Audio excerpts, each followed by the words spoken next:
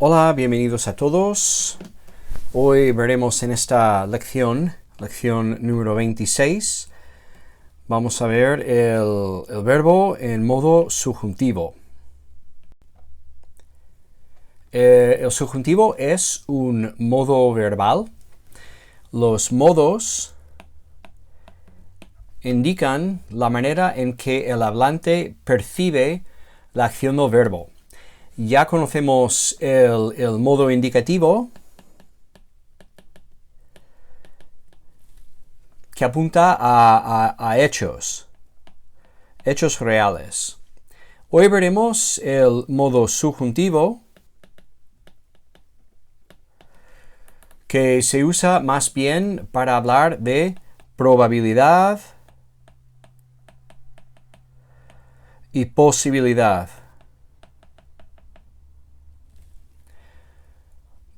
Se usa para hablar de algo que podría o no convertirse en realidad. Veremos que hay paralelos importantes entre el subjuntivo griego y el subjuntivo en español. Podemos ver dos ejemplos en español. El primero es este. Si tuviera otro libro de griego, te lo daría. Si tuviera. En esta oración, el subjuntivo, es un imperfecto subjuntivo, habla no de hechos reales, sino de un caso hipotético. Si tuviera otro libro, pero en realidad no tengo otro libro. Es un caso hipotético y se usa el subjuntivo para indicar esto. Otro ejemplo. Te doy el libro de griego para que estudies. En esta oración, el subjuntivo señala una acción no necesariamente realizada todavía, sino que refleja el propósito de la acción del verbo principal. ¿Por qué te doy el libro de griego? Propósito, para que estudies. Refleja ese propósito y el deseo del hablante.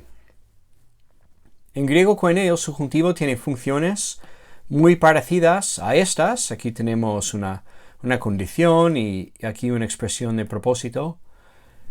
En griego hay estas funciones con el subjuntivo y otros más que comentaremos hacia el final de la lección. Antes de pasar a hablar de la morfología del subjuntivo, debemos hablar un poco de la cuestión del tiempo. El subjuntivo aparece normalmente en el presente y en el auristo. Pero no pensemos que por aparecer en el auristo que hable necesariamente de una acción en el pasado. El tiempo auristo en el subjuntivo solo indica el aspecto verbal o la manera en que el hablante representa la acción.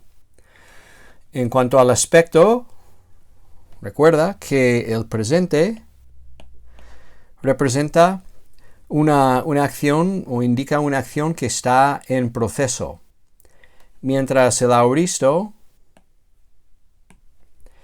indica una acción vista como una totalidad. Entonces, veremos muchos ejemplos de auristos, auristo activo subjuntivo, ejemplos de auristos que tienen más bien connotaciones futuras. Así que cuando hablamos del tiempo del subjuntivo, no nos referimos al tiempo cronológico, sino al aspecto, el aspecto verbal. Vale, ahora vamos a ver la morfología. La morfología del subjuntivo realmente no es difícil. La señal principal de que estamos ante un subjuntivo es una vocal temática alargada. Aquí tenemos la morfología del subjuntivo. Aparece el tema temporal y son 3 temas temporales que se usan. La primera, que es del presente, la tercera, que es del auristo, y la sexta, que es del auristo pasivo. ¿Vale? Entonces, la morfología empieza por el tema temporal más una vocal temática. Estas vocales temáticas son las vocales largas que corresponden a la epsilon y la omicron, que son las vocales temáticas que encontramos en el presente. En el subjuntivo encontramos estas vocales largas, eta y omega. Y las desinencias son las primarias. Veamos primero las formas del presente. Aquí tenemos el presente activo subjuntivo, aquí el presente medio pasivo del subjuntivo. Vamos a ver que estos paradigmas se parecen a los paradigmas del indicativo. Si apunto aquí, paradigma del presente activo indicativo, luego, luéis, luei, etc. Vemos que hay unas similitudes importantes. En la forma de primera persona singular son iguales. Tanto el indicativo como el subjuntivo tienen la misma forma y obviamente se sabrá si es un verbo indicativo o subjuntivo por el contexto. Pero pasamos a las formas de la segunda y la tercera persona y vemos que aquí la vocal temática es epsilon en el indicativo, pero en el paradigma del subjuntivo la vocal temática es la eta, es la vocal larga. Aquí la tenemos. En primera persona plural, omega en vez de omicron. Segunda persona plural, eta en vez de epsilon. Tercera persona plural, omega en vez de omicron, que son las vocales largas, eta y omega. Siempre. Hay algo aquí, un detalle que debemos observar. En estas dos formas de segunda persona y tercera persona singular, aparece la vocal larga eta y la iota de la desinencia también aparece, pero aparece aquí suscrita. Debajo de la vocal larga eta, la iota se suscribe, no se pronuncia. Esto se llama un diptongo irregular. Es un término que aprendimos en una de las primeras lecciones, que debajo de una vocal larga, la iota se puede suscribir, y es justo lo que pasa en estas formas. La iota se suscribe también en la forma de segunda persona singular, en el paradigma de las voces media y pasiva. Y también en este paradigma vemos que tenemos las vocales temáticas largas, ¿vale? Tenemos aquí la omega, eta, eta, omega, eta, omega. Pero las desinencias son las primarias, las mismas que aparecen en las formas del indicativo. Aquí tenemos el paradigma del presente activo subjuntivo del verbo eimi. Y realmente estas formas son muy fáciles. Son pues exactamente la combinación de la vocal temática del subjuntivo, que es la vocal larga, o bien la eta o la omega, más las desinencias primarias que acabamos de ver en las formas del presente activo subjuntivo del luo. Son las terminaciones del paradigma que acabamos de ver. La única diferencia es que aquí tenemos el espíritu suave y el circunflejo como acento, pero por lo demás, vocal larga en cada caso y las desinencias primarias. Entonces, aunque no se parece mucho, este paradigma a la forma léxica del verbo es fácil de reconocer el presente activo subjuntivo de eimi. Estas son las formas del auristo subjuntivo. Tenemos 3 paradigmas porque las voces media y pasiva tienen formas distintas. Entonces tenemos un paradigma para cada voz, las tres voces. Y lo primero que debemos observar en estos tres paradigmas es que no hay un aumento. Entonces falta el aumento. A diferencia del auristo activo indicativo,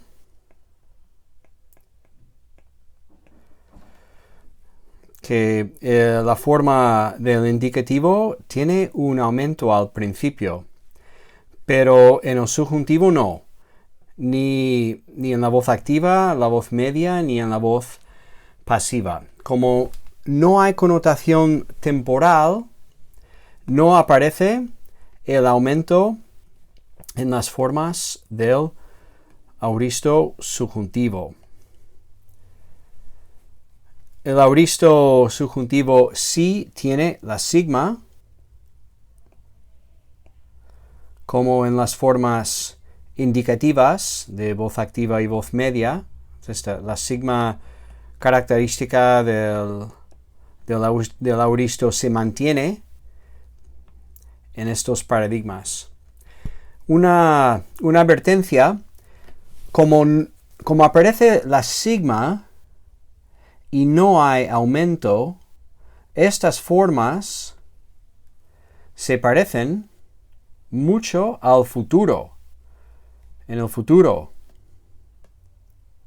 tenemos tema temporal más sigma, que es característica del futuro, más la vocal temática, más las desinencias. En estas formas tenemos también tema temporal, una sigma sin la alfa, ¿vale? Acabamos de ver esta forma, el usá, el usás. En el indicativo, el auristo tiene una sigma y una alfa. En el subjuntivo, no, la alfa no aparece. Entonces se parece mucho al futuro. Tema temporal, sigma, vocal temática y desinencias. Estas son las mismas desinencias que aparecen en el futuro. ¿Cuál es la diferencia entre el futuro activo indicativo y el auristo activo subjuntivo? ¿Cuál es la diferencia? La diferencia se ve en la vocal temática. La vocal temática es larga en cada una de estas formas. Como puedes ver, es o bien siempre eta o omega. En cambio, en el futuro son las vocales breves, la epsilon y la omicron. Entonces la diferencia es esto, es la vocal larga. En primera persona singular, la forma del auristo activo subjuntivo y el futuro activo indicativo es exactamente, la forma es la misma. Entonces tenemos que saber por el contexto si se trata de un futuro o si se trata de un auristo subjuntivo. Pero en las demás formas se distingue el auristo por la vocal larga. Bien, en la voz la voz pasiva que tenemos aquí en este paradigma, en la voz pasiva no aparece la sigma. Lo que sí aparece es la zeta, que como vimos en lecciones anteriores, la zeta es como una señal de pasividad. Una persona estirada en una tombona, sintiéndose pasiva, es la zeta. Entonces, en el auristo pasivo subjuntivo tenemos lu, tema temporal, zeta, que es característica del auristo pasivo, y entonces tenemos las desinencias primarias, otra vez, y de las primarias de voz activa. ¿Cómo sabes que esto es un auristo pasivo? Por la zeta. Un tema más a mencionar con relación al auristo es que, igual que en el modo indicativo, en el subjuntivo hay verbos que tienen un auristo fuerte. El auristo fuerte Recuerda, los verbos que tienen auristo fuerte son los verbos que tienen un tema diferente en el auristo. Un ejemplo, el verbo estío, que significa comer. Este es el tema del presente, tema temporal número 1. Cuando pasamos al auristo, tema temporal número 3, el tema pasa a ser fag. Y un auristo activo subjuntivo, primera persona singular, de estío, es así, fago. A primera vista, al ver esta forma, pensamos que esto debe ser un presente activo indicativo.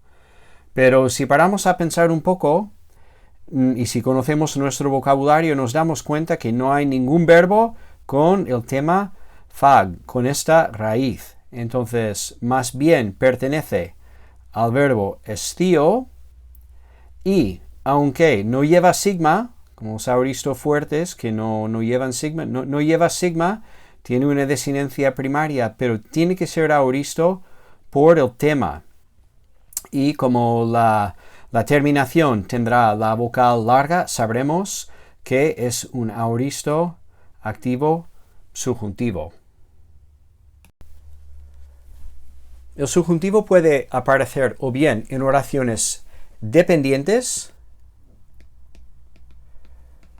que es lo más común, o oraciones independientes. Y vamos a ver dos ejemplos de cada uno.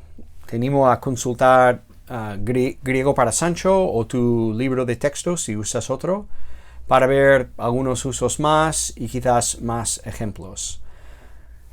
En primer lugar, podemos ver el uso del subjuntivo en oraciones independientes. Se usa el subjuntivo, por ejemplo, para expresar una exhortación. Un subjuntivo en primera persona singular o en plural se puede usar para expresar un mandato, o bien para uno mismo, si es singular, o si es plural, para una persona que se incluye juntamente con otras personas asociadas con ella. Miremos el siguiente ejemplo. Lege autois di elfomen esto peran. Les dijo, di elfomen pasemos eston peran al otro lado. Di elfomen es un auristo activo subjuntivo, es un auristo fuerte de di erchomai. Di erchomai tiene un auristo fuerte, es como erchomai. Tiene el auristo fuerte elfon. Aquí vemos la lambda y la zeta de este tema del auristo fuerte. Es un subjuntivo, lo sabemos por esta omega, esta vocal larga aquí. Entonces, no se traduce, les dijo, pasamos al otro lado, sino pasemos. También en español usamos el subjuntivo para indicar un mandato en el cual uno mismo se incluye con otras personas. El subjuntivo también se usa para expresar una prohibición. La negación de la prohibición siempre se expresa con la partícula may, o incluso a veces con may. May expresa una negación, una prohibición enfática. Veamos este ejemplo. Me epeis ente cardia su, tis anabesetai eis ton uranon.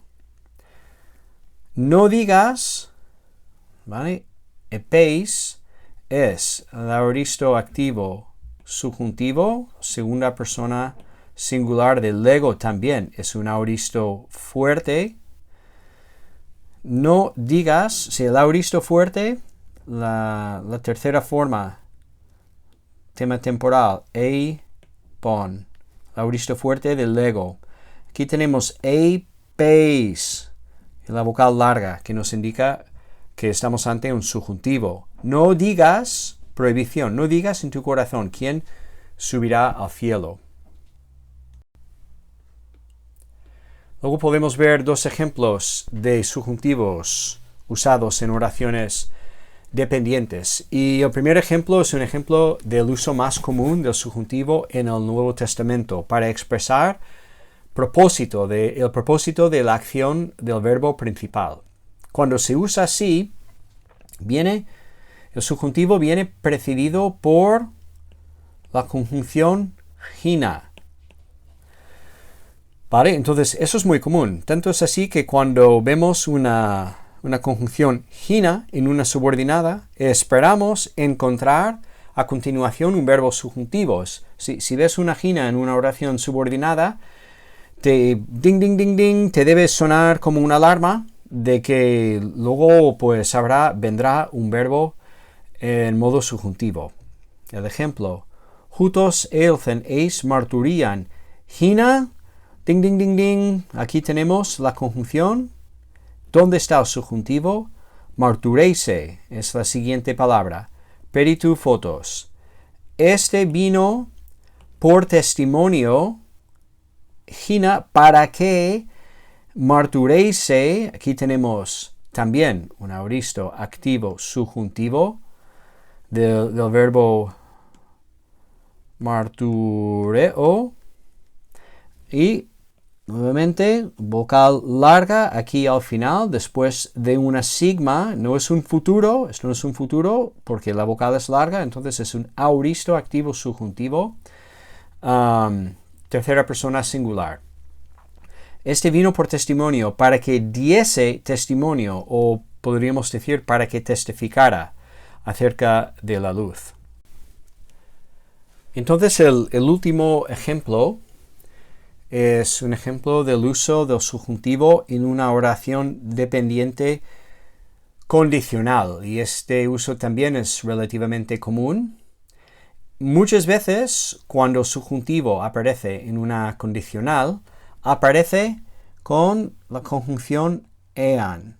Y aquí tenemos un ejemplo, ean, ejo, profetean, agapen de me ejo, uden emi. Podríamos traducirlo así. Y si tuviese profecía y no tengo amor, nada soy.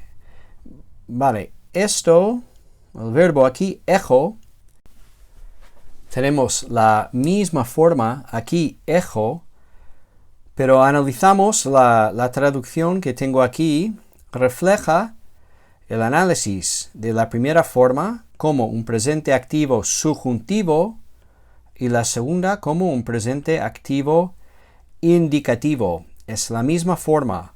¿Cómo sabemos que la intención es que esta forma sea un subjuntivo?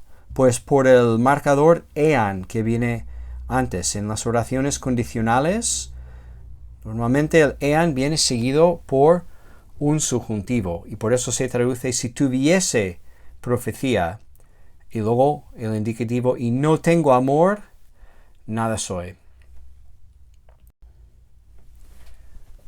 Bueno, para concluir, simplemente recalcar algunos puntos. A diferencia del indicativo, el subjuntivo comunica probabilidad, posibilidad, deseo, casos hipotéticos, en vez de hechos y realidad. Su rasgo distintivo es la vocal alargada, la eta o la omega. Aparece mayoritariamente en el presente y en el aoristo. Recordemos que los tiempos en los modos no indicativos no tienen connotación cronológica, sino que la cuestión importante aquí es el aspecto verbal. Recordemos que el aoristo subjuntivo no lleva aumento y su uso más común es para expresar el propósito del verbo principal, y cuando aparece con esta función sigue la conjunción hina.